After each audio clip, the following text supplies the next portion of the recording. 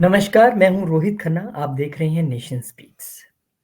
वैसे तो इस खबर को दिखाए जाने तक शायद अब तक आपने बहुत सारी खबरें देख ली होंगी। वर्ल्ड कप में टीम इंडिया की हार को लेके तरह-तरह की बातें, जितने मुँह उतनी बातें, लेकिन सच ये है कि टीम इंडिया ने अपना हर मुकाबला ज़बरदस्त तरीके से खेला, ज़बरदस्त तरीके से पूरी फाइट दी, जीते और वर्ल्ड कप फाइनल में आके फिसल गए। तो रेदर देन इस वक्त प्रधानमंत्री ने भी कहा है कि हम टीम के साथ खड़े हैं, सभी सेलेब्स ने कहा है और होना भी मुझे लगता है यही चाहिए क्योंकि कोई भी टीम ये सोच के नहीं खेलती है कि हम हार जाएँ। सबका ये मन होता है कि हम जीत जाएँ और रोहित शर्मा, मोहम्मद सिराज, विराट कोहली इन लोगों के आंसू ये बता रहे हैं कि दिल किस तरीके से टूटा है। ठीक है, वो एक दिन हमारा नहीं था और बहुत सारे वर्ल्ड कप आएँगे और बहुत सारे मैच होंगे। लेकिन इस बीच हमें ये तलाशना है कि आखिर हमारी कमज़ोरी क्या रही? ये देखना तो ज़रूरी है ना क्योंकि अभी बहुत क्रिकेट है, हमने तो कई टूर्नामेंट्स खेलने हैं, अभी ऑस्ट्रेलिया के खिलाफ ही टी20 सीरीज़ है 23 नवंबर से। तो ये खंगालना बहुत आवश्यक है। इससे पहले कि हम अपनी टीका-टिप्पणी करें, मुझे लगता है कि इससे पहले जो एक्सपर्ट्स हैं, वो क्या कह रहे हैं, हमें समझ लेना चाहिए उससे कि हम कहाँ चूके। टीम इंडिया के इस प्रदर्शन पर जो पूर्व दिग्गज खिलाड़ी हैं, सुनील गावस्कर, वो नाखुश दिखाई दिए। उन्होंने स्टार स्पोर्ट्स से बातचीत में सुनील गावस्कर ने कहा कि कोहली और राहुल ने पार्टनरशिप के दौरान पार्ट टाइम बॉलर्स को टारगेट नहीं किया। उनका मानना है कि अगर दोनों ने बाउंड्री नहीं लगाई तो ज़्यादा से ज़्यादा सिंगल भी लिए होते तो भारत 270 पे जाता, 270 और हम कहाँ थे 240। यही रोहित शर्मा ने भी कहा कि अगर 30-40 रन और होते तो शायद ऑस्ट्रेलिया पर प्रेशर डाला जा सकता था और अच्छे तरीके से खेला जा सकता था। गावस्कर ने ये भी कहा कि मिचेल मार्श एक पार्ट टाइम बॉलर है। 2 ओवर उन्होंने कराए, सिर्फ 5 रन दिए। Travis head part time bowler है, 2 ओवर कराए, 4 रन दिए। उनका कहना था कि मुझे लगता है कि इन ओवर्स में पार्ट टाइम बॉलर्स को टारगेट किया जा सकता था, जोखिम उठाया जा सकता था, बड़े शॉट्स लगाए जा सकते थे और यही वो बड़े शॉट्स होते जो 20 से 30 का वो जो आंकड़ा था, उसको पूरा करते। और सहवाग ने भी बताया कि कहाँ चूक हुई है।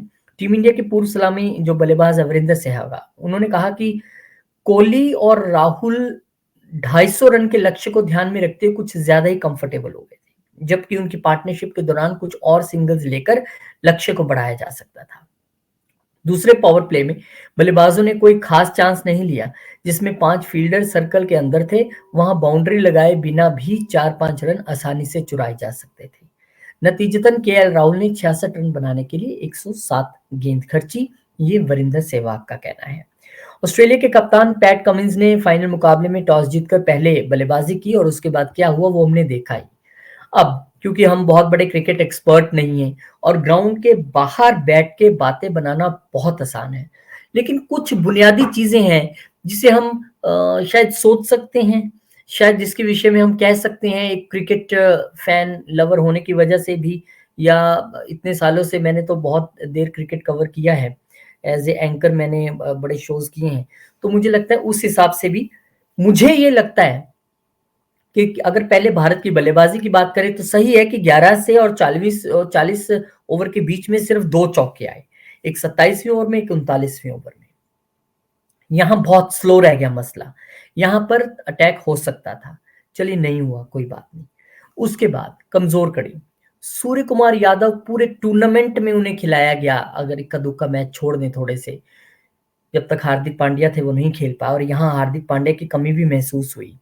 चाहे वो गेंदबाज के रूप में हो या बल्लेबाज के रूप में हो, वो एक बड़ा स्कोर कन्वर्ट नहीं कर पाए। चलिए अब बड़ा स्कोर नहीं है, आप कम से कम 50वें ओवर तक टिकिए तो सही। आपकी जिम्मेदारी एक बल्लेबाज की है, आप उसको क्यों पूरा नहीं कर सकते? तो वही है कि अगर ये सारी चीजें हो जाती और इतना अनलकी डे था कि लंबे-लंबे छक्के लगाने वाले श्रेयस अय्यर भी जो है वो कुछ नहीं कर पाए खास। तो वो एक खिलाड़ी का एक दिन होता है, अगर ठीक नहीं है तो वो उसमें कुछ नहीं कह सकते। एक और जो बार-बार खबर दिखाई जा रही है कि एक ऑस्ट्रेलियन कोई आ गया भागकर मैदान में और उसने विराट कोहली को भी हग करने की कोशिश की, वहाँ खड़ा हो गया। उसके बाद विराट कोहली डिस्ट्रैक्ट हो गए और उसके बाद उन्होंने विकेट भी गंवाया। तमाम चीज़ें अब तमाम जब आप हारते हैं तो बहुत सारे फैक्टर्स सामने आने एक-एक करके शुरू हो जाते हैं। जब आप जीतते हैं तो सारी चीज़ें इग्नोर हो जाती हैं। एक और चीज़ मुझे नहीं समझ आई, आपने नीदरलैंड के खिलाफ सभी गेंदबाजों को ट्राई किया। 9 जनों ने गेंदबाज़ी की, रोहित शर्मा ने खुद की, उसके बाद श्रेयस अय्यर ने की, विराट कोहली ने की। आप सबने अपना हाथ दिखाया। क्यों दिखाया? इसीलिए ना कि हम थोड़ा अपने आप को प्रैक्टिस कर लें कभी ज़रूरत पड़ने पर। तो फिर क्यों जब आप डूब रहे थे, जब आपको लग रहा था कि कोई गेंदबाज क्लिक नहीं कर पा रहा है, तीसरे के बाद कोई विकेट लेने के कामयाब नहीं हो रहा है और रन तो पड़ ही रहे थे 5-7 5-7, तो क्यों इन पार्ट टाइम बॉलर को नहीं यूज करके देखा गया? ये चीज मैंने देखी है सचिन तेंदुलकर के एरा में। जब कोई भी गेंदबाज नहीं चल रहा होता था तो एन मौके पर सचिन तेंदुलकर को ले आते थे, भाई इनसे एक आधा ओवर करा लो, और वो स्ट्राइक भी कर जाते थे, विकेट ले लेते थे वो। बहुत बार मैंने ऐसे होते देखा है। लेकिन क्यों एक बार विराट कोहली या रोहित शर्मा ने खुद ही, चलिए अब डूब तो रहे ही हैं, हारने तो वाले ही हैं, कंडीशन तो दिख ही रही है सामने कि हो सकता है कि ये मैच हम हार ही जाएं। तो उस वक्त अगर, क्योंकि जब रेगुलर बॉलर्स बॉल करवा रहे होते हैं और बल्लेबाज उन्हें पढ़ चुके होते हैं, या फिर डेफिनेटली कई मैचेस आपस में खेले हैं, आपको स्ट्रेटेजीज पता होती है, लेकिन अगर आप एकदम से कोई ऐसा बॉलर ले आओ जो बिल्कुल पूरे टूर्नामेंट में कहीं गेंदबाजी की थोड़ी बहुत है या नेट्स में ही प्रैक्टिस की है, जैसे विराट और रोहित अपनी स्ट्रेंथ माप ही चुके थे, तो वो अगर मुझे लगता है एक एक दो दो ओवर कोई ऐसे बॉलर कर लेते तो शायद कुछ वहां भी विकेट चटक सकता था, क्योंकि आप एकदम से आए गेंदबाजी करने, आपको कैसी गेंदबाजी आप करते हैं यूजुअली रेगुलर नहीं पता होता है। तो फिर मैं वही कहूंगा कि छोटा मुंह बड़ी बात, हम किसी को सलाह नहीं दे सकते क्योंकि वो बहुत बड़े-बड़े प्लेयर्स हैं, देश का नाम रोशन किया है, एक अच्छा टूर्नामेंट खेला है। ठीक है, एक दिन हमारा नहीं था और वो दिन फाइनल का था, ये सबसे दुःख की बात है।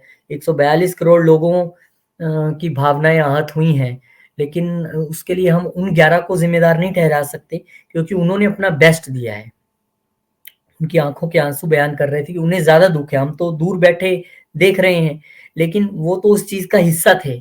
और वर्ल्ड कप का इंतज़ार करने के लिए आप 4 साल इंतज़ार करते हैं, पूरा टूर्नामेंट अच्छा खेलते हैं, तब कहीं आप फाइनल में पहुँचते हैं और कोशिश करते हैं आप कि हम जीतें, और बहुत अति दुःख हुआ कि नहीं जीत पाए। लेकिन फिर वही बात जो प्रधानमंत्री ने कहा कि पूरा देश जो है इन 11 के साथ खड़ा है, कहीं कोई दिक्कत नहीं है। चूक हो सकती है, कई बार कोई दिन आपका नहीं है, बल्ला नहीं चला, गेंदबाज नहीं चले, नहीं तो शमी जैसे गेंदबाज जिन्होंने 7 विकेट ले लिए वो भी नहीं ज़्यादा क्लिक कर पाए। उसके बाद आप देखिए रविंद्र जडेजा आते हैं तो ब्रेक थ्रू मिल ही जाता है, उनको नहीं मिला, कुलदीप यादव को नहीं मिला।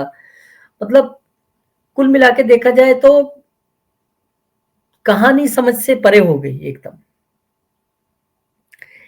लेकिन ये अच्छी बात है कि इस मुश्किल समय में भी हमारा रवैया जो है वो किसी बाकी ऐसे देश की तरह नहीं है कि अपने खिलाड़ियों को टारगेट करना या उनको क्रिटिसाइज़ करना। हाँ, चर्चा की जा सकती है, जैसे आपको कोई पॉइंट समझ आ रहा हो तो आप भी कमेंट में लिख के बता सकते हैं कि मुझे लगता है ये हो सकता था।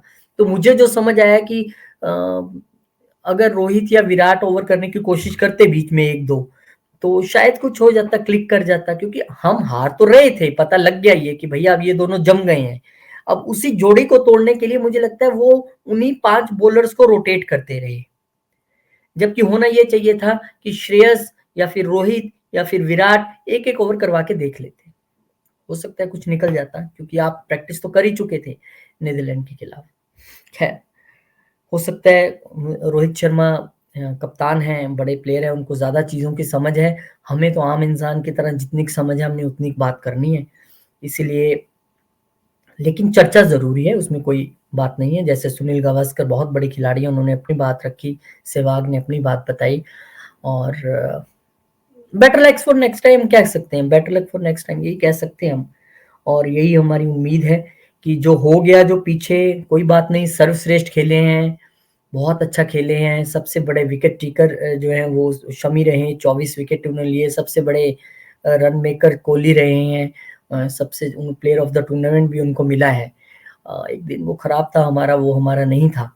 अब 23 नवंबर से टी20 सीरीज शुरू हो रही है, उसमें पता नहीं, अब मेरे लगता है उसमें बड़े खिलाड़ी कितने होंगे, नहीं होंगे, क्या टीम चुनी जाती है, क्योंकि रेस्ट तो दिया ही जाएगा और कुछ खिलाड़ी इसमें खेलेंगे, कुछ हो सकता है ऐसे खिलाड़ी खेलें जो टीम में नहीं थे। लेकिन कुल मिला के अब आगे की ओर बढ़ना है और इंतज़ार करेंगे अगले वर्ल्ड कप का जो साउथ अफ्रीका में है।